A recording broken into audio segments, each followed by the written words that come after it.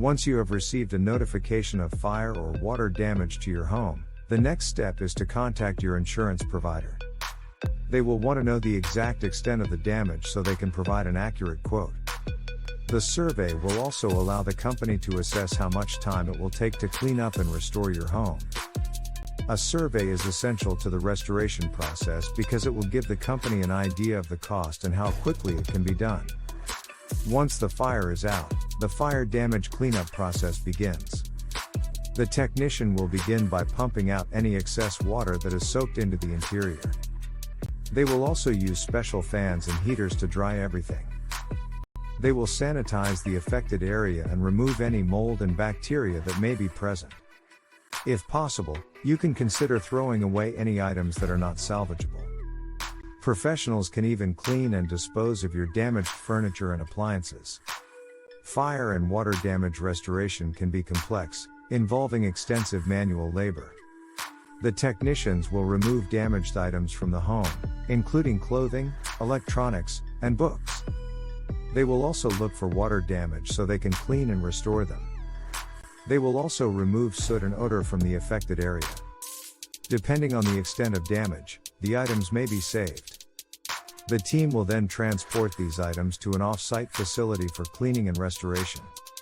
Although fire and water damage restoration is impossible to prevent, a thorough assessment will ensure the safety of your family and property. The process will last as long as necessary. In fact, if you have a lot of damage, you might not want to wait any longer.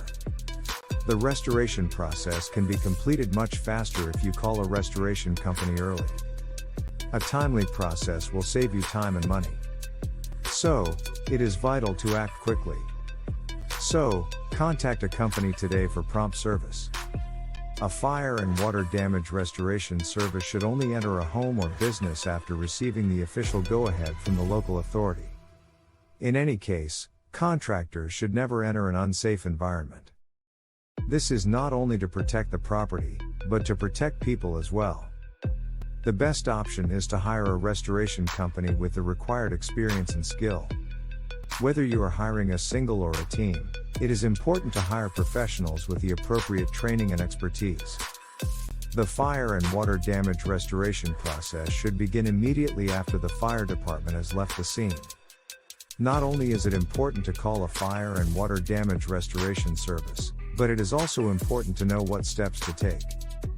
The fire and water damage restoration process is complex and requires a trained eye. Regardless of the severity of the disaster, fire and water damage restoration will ensure safety and functionality in the property. There are a few things you can do to ensure this happens.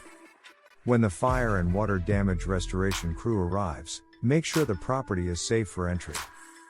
If the fire has spread throughout your home, you may want to contact your insurance company first to see if you are covered. If the insurance company does not cover the repairs, it is important to find a replacement company who can. This company can also help you with insurance companies, which can help you with the costs. And as long as you follow the insurance requirements, your home or building will be free of contaminants and fire. After a fire has caused damage, the restoration process can begin. The goal is to get your home back to the condition it was before the disaster struck. Once you have hired a fire and water damage restoration service, you should be able to walk through the property as soon as possible. The company's employees will help you with the process of restoring your home.